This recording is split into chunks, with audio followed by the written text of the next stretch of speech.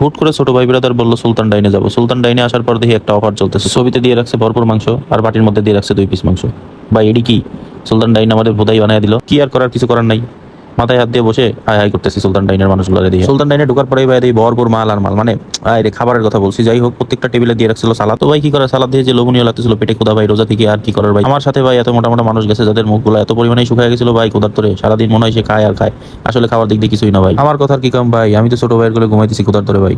আপনারা ভাবতে পারেন ভাই ভাই করতেছি কি লেগে, এত আসলে ছোট ভাই ব্রাদারের সাথে মিশতে মিশতে ভাই ভাই করতে করতে অভ্যাস হয়ে গেছে ভাই। অবশেষে অল্পনা কল্পনা জল্পনা শেষে আমাদের খাবার দিয়ে গেছে ভাই। আমার ক্ষুধার তোরে ভাই আমার পেটের মধ্যে কুরকুর কুরকুর করতেছে। শুধু আমি না, আমার ভাই ব্রাদার যারা আছে আর আশেপাশে সবাই খেতেছে, কখন আজান দিবার কখন খাবো। আজান দিতে দেরি নেই ভাই, দেখি প্লেট মেট সব ফাঁকা ভাই। কেমনে কি কার পেটে কি ঢুকলো কিছুই বুঝলাম না। আমার বড় ভাই ব্রাদার যেভাবে খাওয়ান খাইতেছে ভাই, মনে হচ্ছে শ্বশুর বাড়ির খাওয়ান খাইতেছে ভাই। ভাই ভাই ভাই খাওন আর খাওন ভাই। জল্পনা কল্পনা শেষে ভাই কি খাওয়ানটাই দিছি ভাই। আমি যে কতবার এই ভিডিওর মধ্যে ভাই কইছি ভাই, কেউ যদি গুনে দিতে পারেন ভাই তাহলে 500 টাকা পুরস্কার দিব ভাই। ভাই ভাই অবশেষে খাইতে খাইতে আবায় গেলাম ভাই। প্লেট লাল প্লেট সাদা মালাইছে ভাই, দেখেন খালি আর গুড্ডি পড়ে রইছে ভাই। মাংনা খাওন খাওন আর খাওন ভাই, আবার ভাইবেন না মাংনা খাওন ভাই।